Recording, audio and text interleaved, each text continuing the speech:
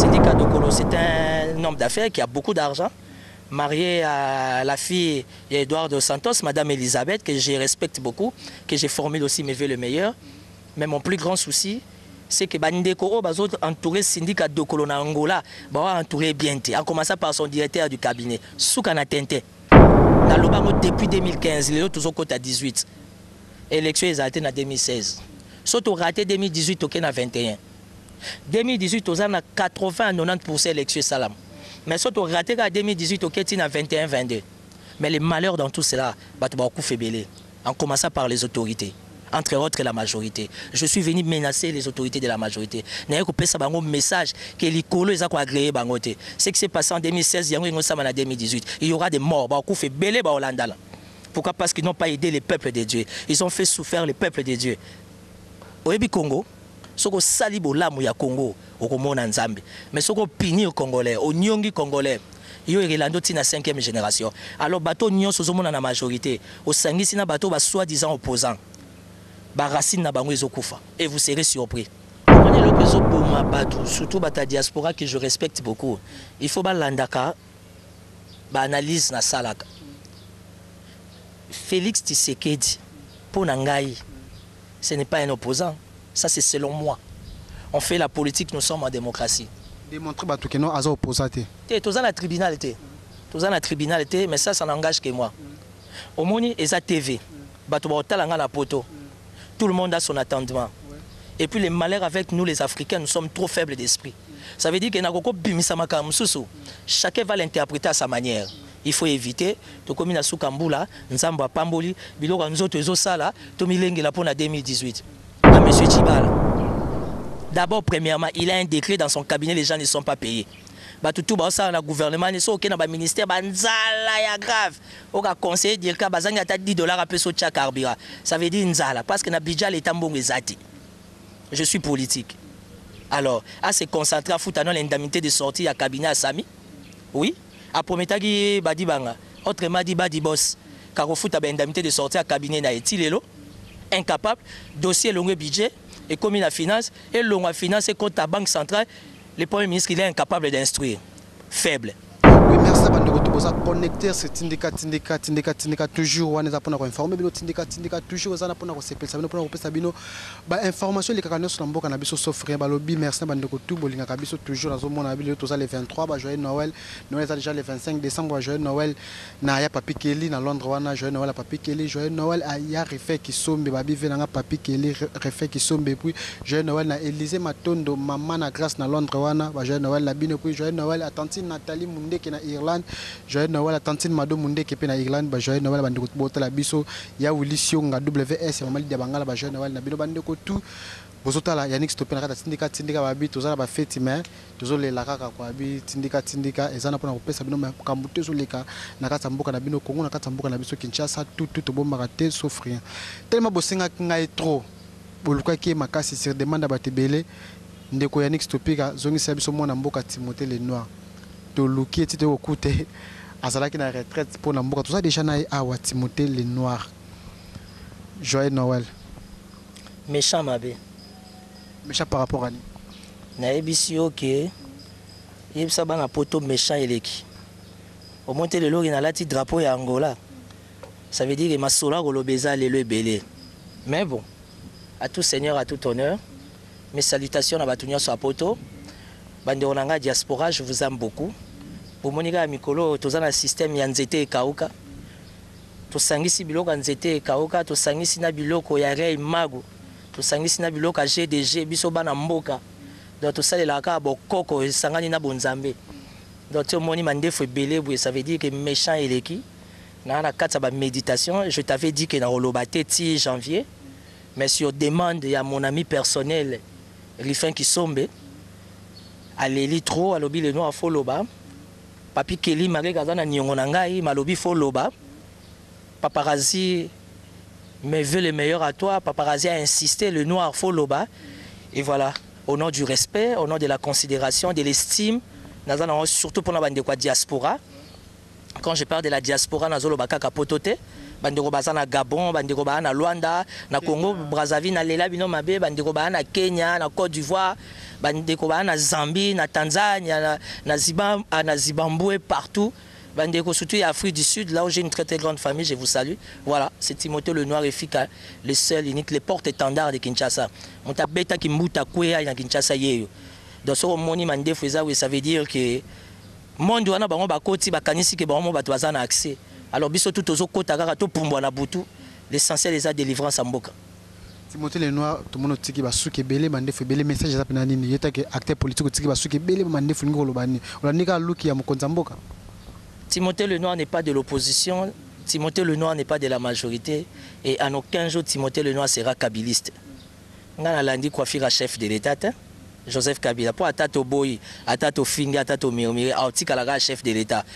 Parce que pour l'instant il est là, jusqu'à ce que Tenten Abiso y a opposition, Sangana Bacha sérieux, pour tout Bagozwa Mkonzamboka Msusu, coiffure eza coiffure ya bato bataba esprit. Alors on a combat spirituel et comme on a niveau moko que Moutou aza aveugle à comprendre été. Maintenant moi na Vierge Marie, moi na nzete et kauka. To sangisi yango na bokoko donc soko moni coiffure boye. Ti bo mona mukonzambo katana coiffure ça veut dire que makambo eleki. Bitumbe longo ya nzoto ekomi ya molimo. Alors tant bitumbe koma ya molimo esengaka, il faut adhérer na principe à Boutou. Donc on est là, on est concentré spirituellement et biso ba nzamba pona poto délivrer mboka oyo. Tout ça quoi. Donc bobanga mande faute, je reste Timothée le Noir, très intelligent, très mignon. Idéologiste, bouliste, Nandenga Moukete. Mais on est là. On est là, par rapport à solo Timothée le Noir, on est trop mon mboka syndicat Dokolo. Évolution na makambozo qu'est-ce qu'on n'est ni ponaï. Pour la type chapeau de Angola. Je respecte beaucoup les Angolais, tout comme je respecte les Congolais à Brazzaville, les Tanzaniens, les Kenyans, les Nigériens, Bangotou. Nazakan estime mingi pour Angola, pourquoi? Parce que ma grand-mère, moi je suis fils d'un Belge. Je suis fils d'un Belge mélangé d'angolaise. Donc, grand-père Nangaza qui belge, grand-mère Nangaza qui angolaise à 100%, ma Bouneka. Alors, j'ai beaucoup d'estime pour l'Angola. Et raison pour laquelle j'ai aussi beaucoup d'estime pour notre chairman, Syndicat Dokolo. Mais je suis tout simplement au regret de constater Batapoto Babenginga et Belé. Beaucoup de numéro Nanga, il y a normal, il y a WhatsApp. Alors, il y a cause la flexible, tout solo la bien, tout solo la bien. Na WhatsApp, on a besoin d'images, il y a pornoté, il y a bassia mitakalate, il y a n'importe quoi. Non, moi tout ça je prends pas. Moi je veux des images, je veux des discussions. Oh, il y a des discussions fructueuses pour l'intérêt à Mboka, pour l'intérêt à Bisso. Quant à Syndicat Dokolo, je respecte beaucoup. Syndicat Dokolo, c'est un homme d'affaires qui a beaucoup d'argent. Marié à la fille d'Eduardo Santos, Madame Elisabeth, que je respecte beaucoup, que j'ai formé aussi mes vœux le meilleur. Mais mon plus grand souci, c'est que Bandeko va entourer Syndicat Dokolo na Angola, va entourer bien, en commençant par son directeur du cabinet, Soukana Tente. Aux yeux, il y a une dame là, je ne vais pas citer le nom, qui s'occupe entre guillemets de sa communication, Mawa Plein. Or aujourd'hui, une personnalité comme Syndicat a besoin d'une plateforme où ils ont purement politique, Ndenge Moïse Katumbi a la plateforme là. Et si le quoi G7. Tu vois aujourd'hui quand on parle du G7, aujourd'hui papa Abisso, Olivier Kamitatou, Lutundu là, Pierre Lumbi, malgré que entre parenthèses personne n'est concret, personne n'est réglo, mais tu vois, il s'agit quand même de poids lourds. Mais c'est inconcevable quand vous prenez un grand monsieur comme Syndicat Dokolo, les chairmen, c'est faire entourer de 2-3 jeunes hommes, faire des déclarations sur les nets. Namboko, la Congo, Nabiso, Kinshasa, Internet, ils ont cher. Téléphone Android, ils ont cher. Courant, ils ont raté. Tant de petits courant, ils ont été depuis 3 jours. Donc, ce qui veut dire, ça veut dire qu'on ne peut pas faire une politique, il y a Internet. C'est archaïque, malgré que tout ça la modernité. Il faut tout ça politique, il y a nzoto, il y a phare, il y a débat d'idées. Et c'est ça. Je suis venu condamner avec la toute dernière énergie. L'entourage de M. Syndicat Dokolo Chairman, il est entouré d'un personnel politique qui sont incompétents, qui ne comprennent rien, qui ne maîtrisent rien. Par rapport à quoi? Aujourd'hui, Syndicat Dokolo est condamné pour 1 année. Je viens d'avoir une longue discussion avec la famille où est condamné qui est. Ils m'ont montré des documents avec des preuves. Syndicat Dokolo est condamné pour 3 ans ou plus. Après une année de condamnation, il y a 3 ans ou plus, et pas seulement Yemoko, Nandeko Nayo, Luzolo Dokolo. Moi, ça m'écoeure na niveau ya syndicat de Kolo Poilo, quelqu'un qui a des millions, avoir un cabinet conseil qui n'est pas à la hauteur, se faire entourer d'un cabinet politique incompétent, aussi longtemps biso tozu ba risque to kangami nga ba auto kanganga ba réseau ezebele tino ali kala TVT menace ni na auto zoate. Donc tu vois, nous sommes à Kolobate, mais nous voulons que les personnes comme les syndicats va se faire entourer réellement la jeunesse moko, une jeunesse prometteuse, une jeunesse consciencieuse.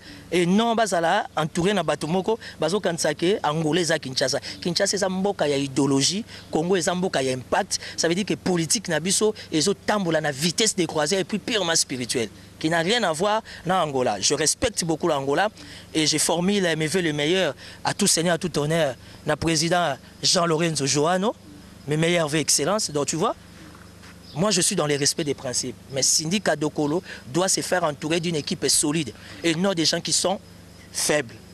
Mais moi, je monté le nord, je suis débit avant que cette explication. Je suis allé à Angolais, Belge. On est comme si tu occupes aux Congolais qui ont pour battre cette place. Stopir, à toi, tu es un journaliste d'investigation. Merci pour la question. Les débats sur la nationalité, c'est un faux débat. Aujourd'hui, on peut tout dire. Nana yebi nationalité à 100%, il y a l'actuel président du Congo. Et plutôt il y a Angola. Sassou ce n'est pas congolais à 100%. Sassou Nguesso c'est Makila à côté. Jean-Lorenzo c'est Makila à côté. Le feu maréchal Mobutu c'est Makila à côté à Centrafrique. Dans les débats sur la nationalité, c'est un faux débat. Le plus important, c'est être entouré des autorités qui sont consensueuses, qui veulent à des autorités qui sont consciencieuses, s'il vous plaît, qui veulent réellement le bien-être de la nation. Aujourd'hui, l'Angola a été dirigé par Eduardo Azoaki Elan, l'élan avec Jean Lorenzo. L'élan continue. C'est ce que nous attendons de toutes les nations africaines. Mais aujourd'hui, ce que a conflit dans les pays mingi africains. Pourquoi il y a les kotikate, il y a des gens qui sont télémi, il y a des gens boyé. Donc, pour ma nationalité, Timothée le Noir, la Congolaise, qui est Congolais au Congo, c'est personne. Mais le plus important, nous voulons la délivrance, nous voulons l'alternance dans son vrai sens du mot. Nous voulons que la nation, la république, la population, le peuple ait un fisc un minimum. Mais tel a degré peuple à souffrir. Ça n'a rien à voir avec la nationalité. Aux yeux libanais, ils sont généraux nabiso. Et puis pire master libanais, ils sont généraux. Ils sont généraux 3-4 étoiles dans la poche. Un Libanais qui aujourd'hui en plein 21e siècle, Libanais a foutu à Congolais $50. $50 coûte belé, pour $50 comme 80 000 francs. Alors, il faut à Congolais 50 000 francs. Congolais sont déclarés, on reçoit 4-5 jeeps à la police ou bien à FARDC et quotidien à Zandoué au Congolais. Dans les débats sur la nationalité, c'est un faux débat. Le plus important, c'est de Mboka Kendeliboso parce qu'il est payé dans le chaos total. Par rapport au syndicat de Kolo, syndicat de Kolo, Félix Tshisekedi dit trio, quand tu parlais de trio pour les 3 personnes, mais tout le monde peut que c'est comme ça, on pense dans mon comme tout le monde trop ensemble, mais amis na G7. C'est comme ça, c'est isolé, même déclaration, ça la qui est moko, Timothée le Noir.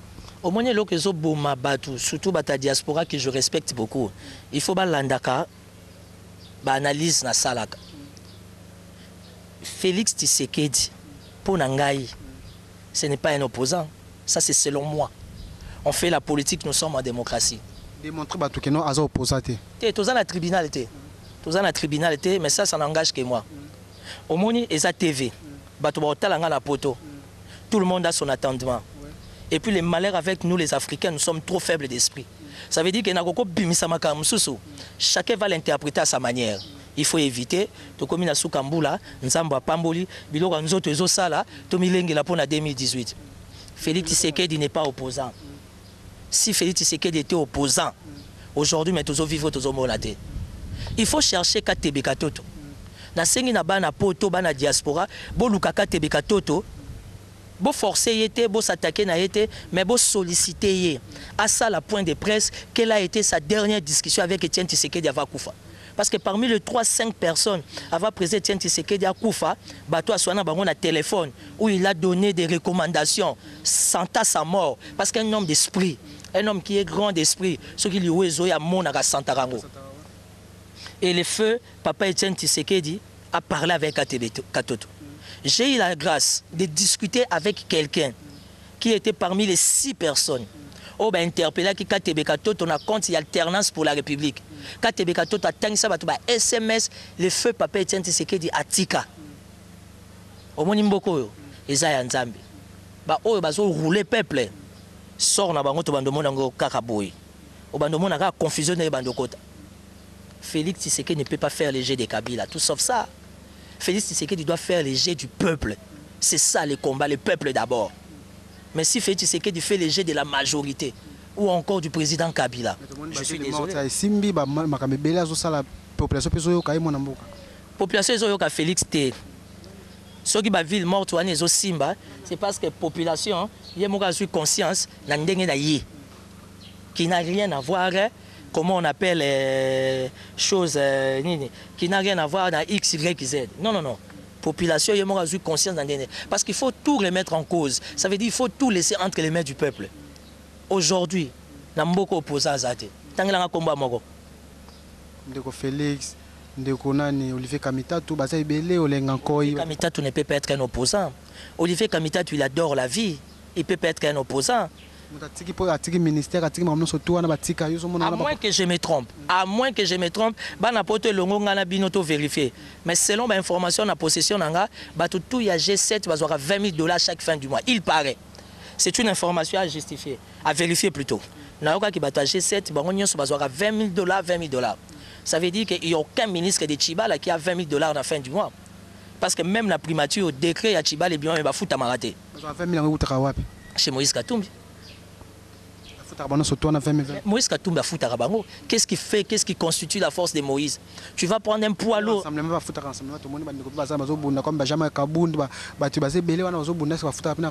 Oui, Bambongo jamais Kabunda Aliaga. Oui, Bambongo jamais Kabunda Aliaga. Tout simplement, c'est parce que c'est un monsieur qui est fidèle. Jean-Marc Kabou soit faible d'esprit, monsieur accueilli. N'expliquez-nous pourquoi il suspend qui est 24 heures à lever suspension. Il faut suivre la politique en Bokao. Jean-Marc Kabou, qu'est-ce qu'on lui a pas offert? Il n'a pas dit qu'il a PSA TXL, il n'a pas PSA Bambong Belé, il n'a pas dit Sokazoa. Mais ce que j'aime en lui, c'est parce qu'il est dur d'esprit.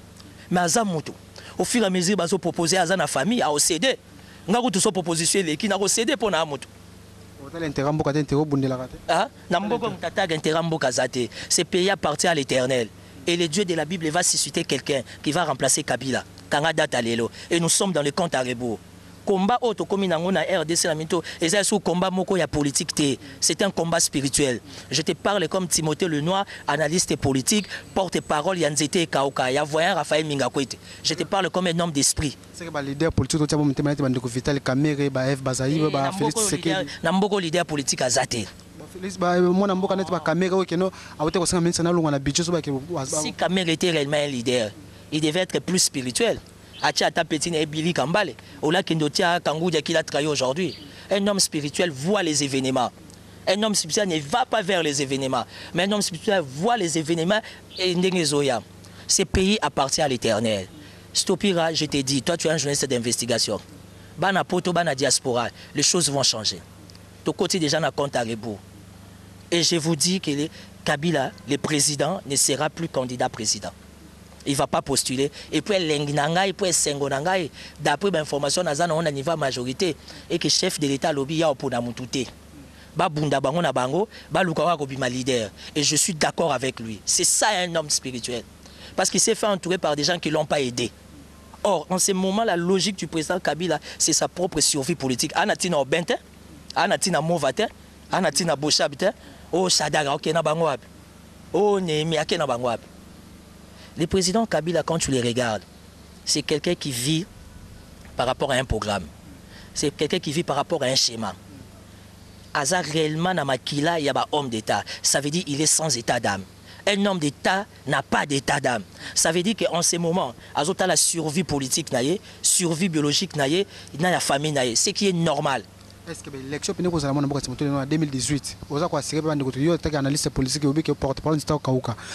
L'élection en 2018, vous avez confirmé pour la population libanaise. Je vais vous dire sincèrement, les voyants Raphaël Mingakwete et c'est que Vierge Maria Bimana Kingasani, Nanzete et Kauka, na lobango depuis 2015, les autres ont à 18. L'élection est arrêtée en 2016. Sauf raté 2018 au 21. 2018, on a 80 à 90% d'élections salam. Mais si on raté en 2018, on a 21-22. Mais les malheurs dans tout cela, beaucoup fait belé. En commençant par les autorités. Entre autres la majorité. Je suis venu menacer les autorités de la majorité. Je n'ai un message que les colos ont agréé. Ce qui s'est passé en 2016, il y a en 2018. Il y aura des morts. Beaucoup fait belé en Hollande. Pourquoi? Parce qu'ils n'ont pas aidé les peuples de Dieu. Ils ont fait souffrir les peuples de Dieu.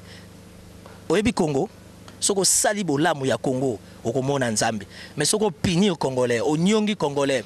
Il y a la 5e génération. Alors, bateau Nyon Sozomona na majorité. Au Sangisi na bateau, soi-disant opposant. Racine na bango ezokufa et vous serez surpris. Timothée Lenoato qui m'a mbambo par rapport à ngasa biso sinikuna tozonga na mametali mwana mboka Bruno Tshibala to moni que no babutaki ko élire comme président ya IDPS aboya qui n'est par rapport à la responsabilité dans l'autorité morale peut atteindre message na bana limité 10e mairie que no à cause résidence ya 10e mairie yo monde par rapport à ce monde ngoboni. Je suis pas de l'opposition, je suis pas tshisekediste. N'assiste jamais na porte à la IDPS, na kota jamais na réunion na baon. Mais je suis désolé pour Tshibala. Tshibala côté nagé, il y a majorité à 1000%. Et Tshibala dans quelques semaines carrière n'est aussi là. Après la mort de l'autorité morale, à moins qu'il n'a s'est trompé, associé à CG, secrétaire exécutif, na collège des fondateurs, au besoin na collège des cofondateurs, se mettre d'accord 1 pour la conclave, 2 pour la congrès. Qui est Tshibala? So lelo comme soma banda kuna Montfleury, comme soma banda kuna Gombe, ou comme tonga na 70 ans, nde yangwana peso bazel. C'est une erreur politique. Tshibala aujourd'hui il est plus âgé, aujourd'hui il est premier ministre. Tshibala n'a plus 10 ans de vie, mais quel sera l'avenir de ses enfants? Il a des beaux enfants. Moi nanaya moi c'est à Outobala mikolo. Il faut botter la eba koko. Sa fille est née à avocate à Outobala. Au contraire, Abala déjà à Bakoko. Ça veut dire que Tshibala a un avenir, il y a Bananae, il y a Bakoko na positionné. Aujourd'hui, quelqu'un comme Tshibala, il va se permettre à que nous soyons 10e rue. Il y a Etienne Tshisekedi, il y a UDPS. Aussi longtemps, il ne fait pas partie du RASOP limité. À que nos conquérants, c'est vrai. De par ses prérogations, il est premier ministre, il a l'impérium. Il peut utiliser la police, il peut utiliser même l'armée, à son pouvoir. Mais je prodigue un grand conseil à M. Tshibala. D'abord, premièrement, il a un décret dans son cabinet, les gens ne sont pas payés. Tout ça, le gouvernement, le ministère, c'est grave. On a conseillé de dire que $10 à peu de carburant. Ça veut dire Nzala, parce que le budget est bon. Je suis politique. Alors, à se concentrer à foutre l'indemnité de sortie à cabinet à Sami. Oui.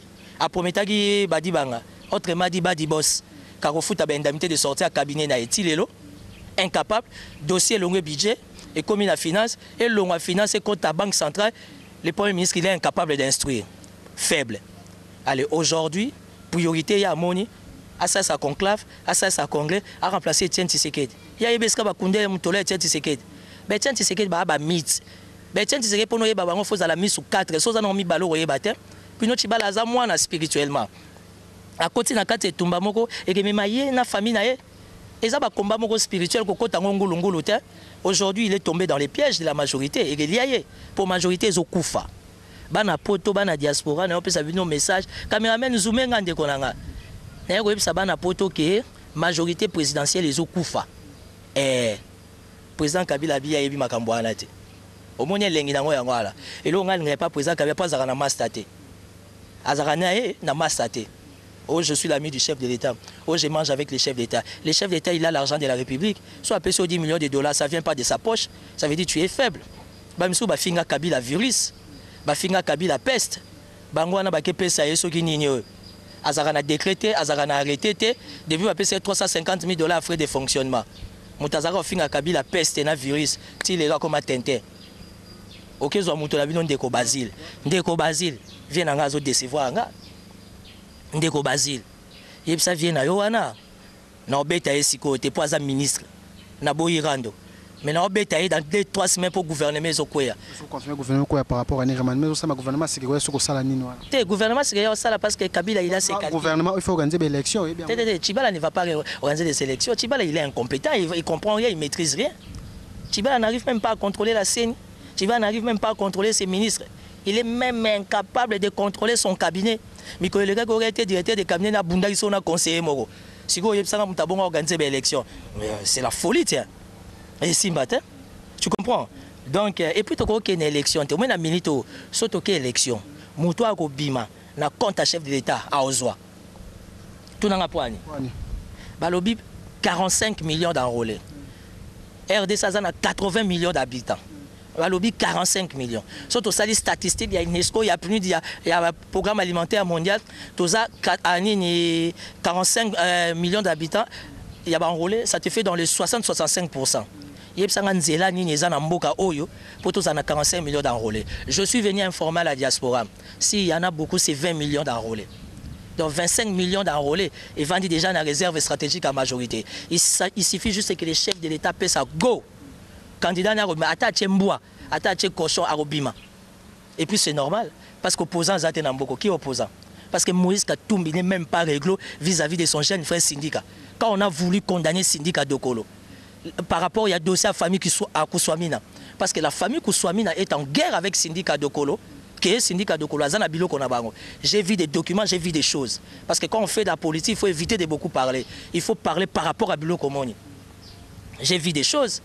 Et pour des raisons d'éthique, de discipline, et les cabinets conseillent la famille Kouswamina, sachant que le syndicat Dokolo est un poids lourd, qu'on ne peut pas toucher directement, mais heureusement que la loi est forte, ni n'est au-dessus de la loi, le conseil, la famille Kouswamina va contacter Moïse Katumbi pour lui dire que petit nayo syndicat a un dossier boye. Dans quel moyen que trouver attente il y a les deux familles parce que quelqu'un comme syndicat de Colo, nous sommes en politique, on peut être surpris à tout moment, on ne peut pas l'humilier comme ça à condamner. Oui, réponse à Moïse Zaïnine. Makamba Pétian est alingaté, j'ai compris que le petit est dans les faux. Il est dans les faux. Ça c'est le langage de Moïse. Tindelanga Salomon, Tindelanga Francis Kalombo, milliardaire. Avanda, na Moïse Katumbi, qui est supposé être un grand frère pour son petit frère, dans un seul unique combat objectif, accompagner la République, au Sundo du Petit, on va condamner. Aujourd'hui, on a condamné le syndicat de 1 année. Au Lingo Lingate, il y a encore une condamnation qui vient de 3 ans. Nous sommes condamnés toujours par rapport à l'émission Monamboka, Timothée Lenoir, mais nous sommes en Kakamboka. Tout le monde a dit que l'Église catholique a été bêta bangonga. Ah, j'ai dit 20 mboki ningana ah bah ça ne bêta meti. Tout ce qui va être coupé ça makamona par rapport à l'accord, ils allaient respecter ma ramé belé belé. Idée l'Église catholique bah banana que pas quasi mon idée n'andengeni bah banana que bêta bangonga. Je suis chrétien catholique. Je suis porte-parole du site Marianne Zété Kauka. Parce que Vierge Maria Bimana Lourdes, Vierge Maria Bimana Fatima, Vierge Maria Bimana Kibéo, Lourdes en France. Fatima na Portugal, na Kibéo na Rwanda, Vierge Marie Abima P na RDC na Kinshasa na Kingasani. Je suis le porte-parole du voyant Raphaël Mingakwit. Espérance de la croix, martyr de la vérité. Et ma plus grande joie, c'est que le cardinal archevêque Monsengo vient prier là-bas. Autour du pape François, il y a les G8. Et parmi les 8 cardinaux qui entourent le pape François, il y a le seul unique cardinal africain, c'est Monsengo. Monsengo a yebi 20 langues. Monsengo a parmi les gourous ou na Vatican. Mais je ne suis pas d'accord. Étant catholique de surcroît, je suis catholique. Je suis catholique. Je suis catholique.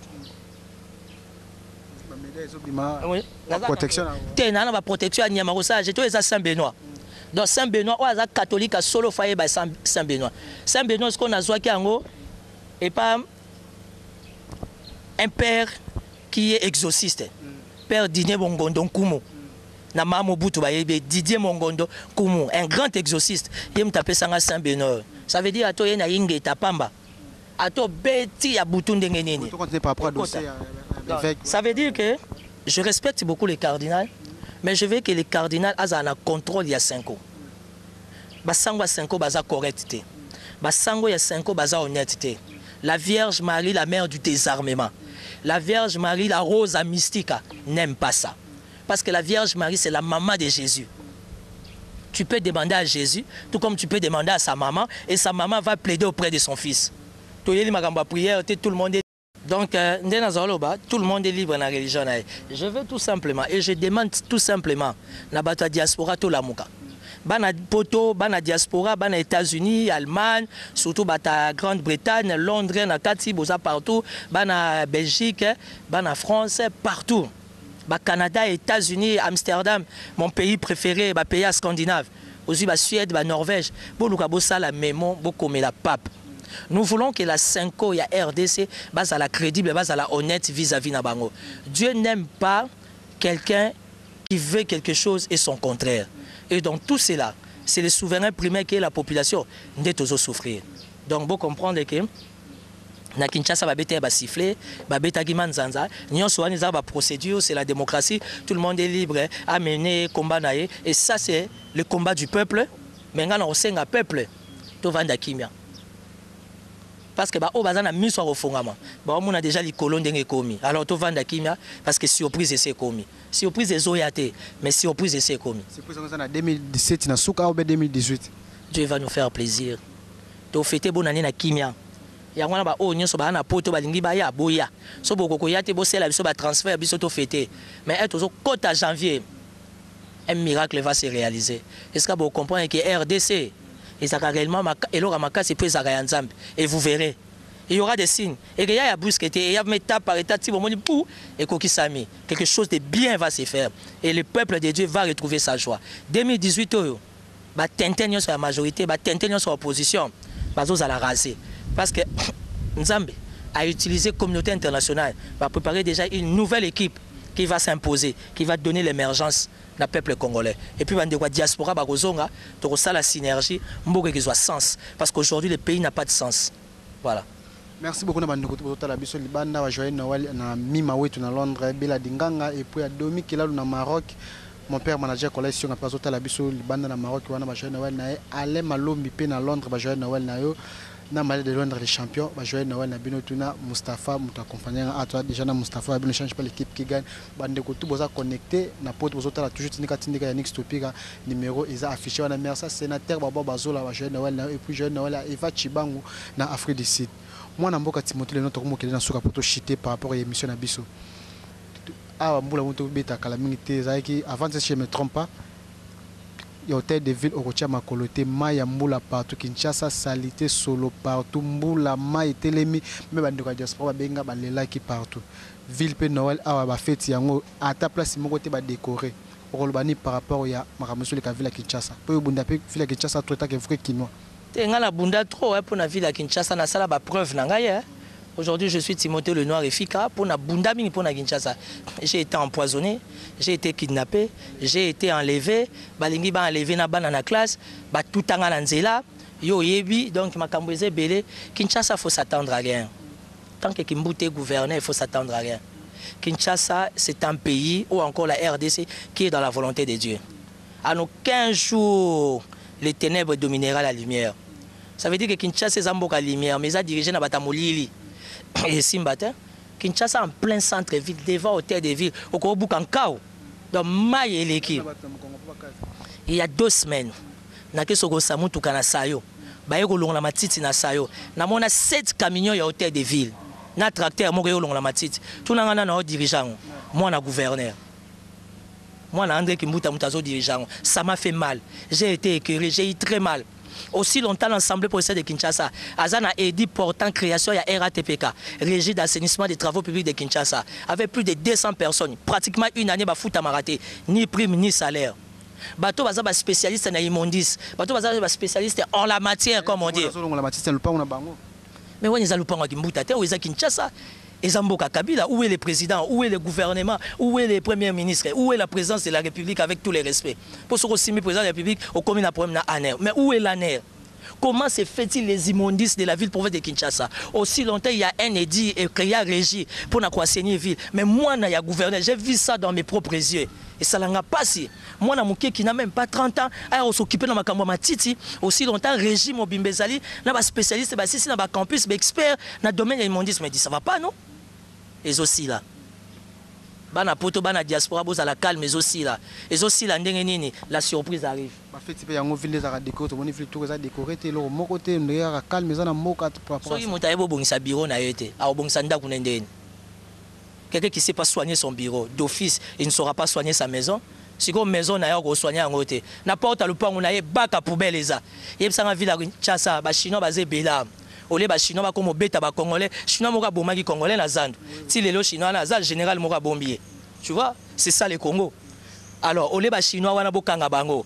Bo diminuer bango ata ba impôt, bozu ba biloko pema, bozu ba mine de toi, bo décorer boulevard, boulevard décoration mo rezate, gare centrale mutache, nini sapin, et ça ra au banque, mais etondi na ba chege insécurité à 1000%. Hôtel de ville incapable, balakin, binomo boyebi, to yebini. Nyon so na besoin de photo qui na mugila gila poto yebini. Loisir, mais ça va finir très très bientôt.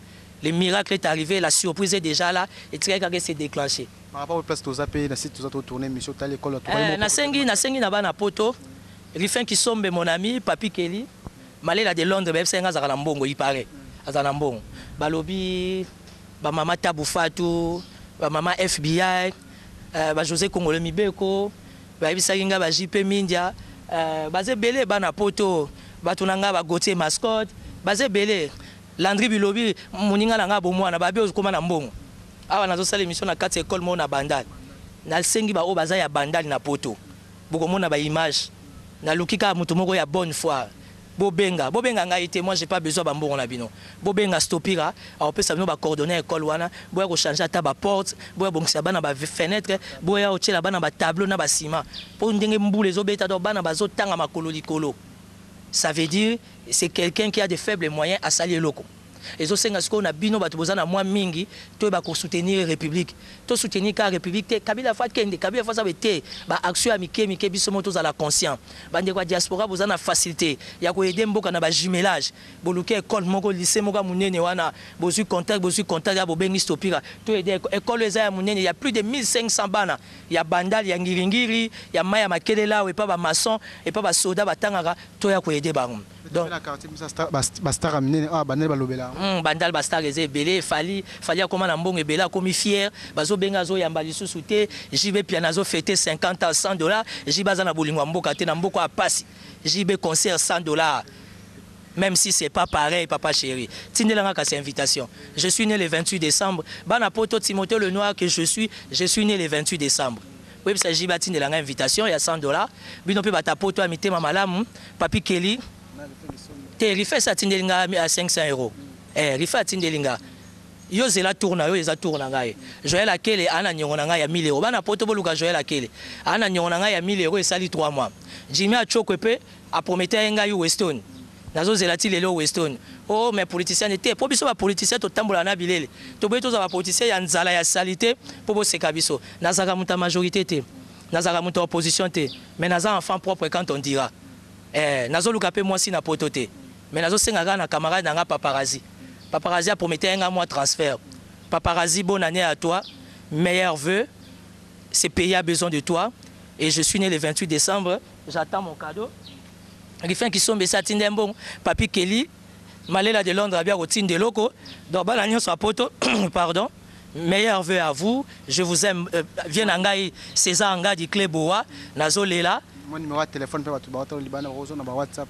Bon, numéro de téléphone, il y a WhatsApp. Plus 243 84 017 55 60. Waneza numéro il y a WhatsApp. Plus 243 84 017 55 60. Kobenga nga to evo finganga. Kobenga nga to tindela ba image mabe. Na linga basi apotote po boleka ba problème mingi. Naza pe na problème bolingo te nani na problème ekolo. Na lingi nde oyo aza na bolingo ya ekolo na botama le 28 décembre. Bo benganga, bo salanga moi transfert, stopira azali, bo sale pe moi eloko, rifin nazolela po na stopira. O prometa ki garantie à stopira. Mais na sepeli po to solo na téléphone, o lobi ozo kokisa ngwa wati ba le 5. Elengi yangwa na to lingi nde boye. Papi Kelly o prometa ki ngai. Na boye na lela mingi bana poto ba politicien lela ratro. Donc on appelle Simbote na les chairmen, les patrons de leurs patrons. L'homme qui a épousé la femme la plus riche d'Afrique. Syndicat Dokolo, les chairmen. Mes respects chairmen, meilleur vous à vous et à votre femme, Madame Eduardo. Mais veux le meilleur à l'Uzolo Dokolo. Je respecte la famille Dokolo parce que c'est une grande famille. Moïse Katumbi, Maro abandonné, les qui nous syndicat va condamner. J'étais formé quand même, mes vœux le meilleur. À toi, à Francis Kalombo, qui est toujours bien sapé, à Salomé Estadela, qui fait des transferts. Bonne chance. Nous ici, la vie continue. Banapoto, le 31 décembre, l'eau est arrêté. Kota majorité na zana mututé pour na liara mbonga mututé. Au moins nga vraiment bata majorité. So na zaka faible le koso me la kenda. Et puis la majorité ba na mbongo te. Les arambons à l'État, au bon bazar qu'on utilise. Moi je respecte les gens qui sont dans les affaires. Hein? Il faut savoir respecter comme Papa Ledia. Je respecte beaucoup Papa Ledia. Je respecte beaucoup Papa Kiwakano. Ouais, bah, Papa Nabiso ba Congo ba Anambo. Je respecte beaucoup mon papa à partir de l'Afrique du Sud, beaucoup comme sa message. Ada Bombole Intole. Papa, c'est Timothée, le nom à ton fils, me veut le meilleur. Je respecte beaucoup mon papa, José Ndundu. Kolanda Ndundu, t'es pas à côté G7. Batomini Baye Baga identité n'a été. José Ndundu, c'est un poids lourd. Un homme respecté, respectable, avec beaucoup de moyens. Je lui formule les vœux, sans oublier moi dans l'empathé. Bisotobe Ngagaye Ozana, Jean-Pierre Bemba Gombo.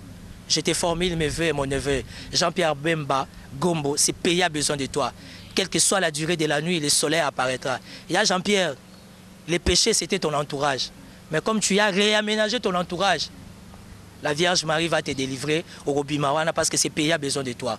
Toutes les bonnes choses à tout le monde. Oh ya linganga me veut le meilleur. Oh pas linganga te. Ba combattant bokechu premier robenganga te. Yebsa bokechu premier non c'est la coup de fil naie le 28 décembre anniversaire nangai. On est ensemble. Merci. Merci beaucoup. Vous comprenez que Zaki moi namboka Timothée le noir na micro ya next topic bande ko tout botela katindika tindika bambote na bino belé ba joyeux Noël na bino ngana tikibino na mbalasima. Ciao.